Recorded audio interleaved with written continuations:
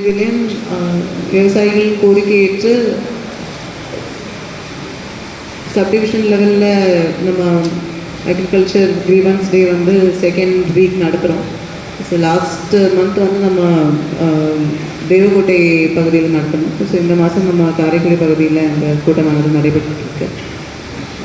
இந்த கூட்டத்தில் கொடுக்கப்பட்ட மனுக்கள் மேலே எடுக்கப்பட்ட நடவடிக்கைகள் வாசிக்கப்பட்டது. யார் யார் வந்திருக்கீங்களோ அந்த மனுக்கள் வாசிக்கப்பட்டது.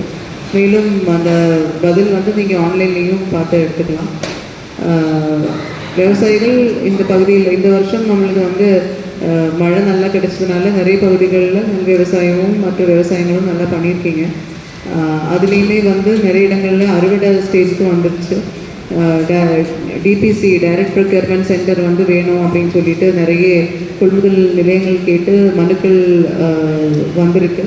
அதன் அடிப்படையில் அந்த டிபிசி ஓப்பன் பண்ணுறதுக்கும் ஏற்பாடுகள் செஞ்சிட்ருக்கோம். கிட்டத்தட்ட 31 பகுதிகளில் இது வரைக்கும் நம்மளுக்கு டிபிசி ஓப்பன் பண்ணுறதுக்காக உள்ள ரிக்வெஸ்ட் வந்து அதுக்குள்ள ஆர்டர்ஸ் வந்து கொடுத்துருக்கோம். மேலும் ஏதாவது ஊர்களில் நீங்கள் அறுவடை காலம் வந்துடுச்சு, இல்லை அடுத்த வாரம் பொங்கல் முடிச்சுட்டு அறுவடை பண்ண போகிறீங்க அப்படின்னா டிபிசி தேவைப்படுது அப்படின்னா நீங்கள் ரிக்வெஸ்ட் கொடுக்கலாம். அதிகமான டிபிசிஸ் கொடுத்து விவசாயிகளுக்கு வந்து ப்ரிப்பேர் பண்ணுறதுக்குள்ள ஏற்பாடுகள் நாங்கள் கண்டிப்பாக செஞ்சு கொடுப்போம் RMTNCC மூலமாக. ஸோ அந்த ரிக்வெஸ்ட் இருந்துச்சுன்னா நீங்கள் கண்டிப்பாக அந்த மீட்டிங் முடித்த உடனே ஒரு லிஸ்ட்டாக எழுதி கொடுத்துட்டோம்னா அந்த ஊர்களில் கொள்முதல் நிலையம் அமைக்கிறதுக்கு வழிவகை இருக்கா. ஏன்னா சாகுபடி ஏரியா அதிகமாக இருந்துச்சுன்னா கொள்முதல் நிலையம் எக்ஸ்க்ளூசிவாக அமைக்கலாம்.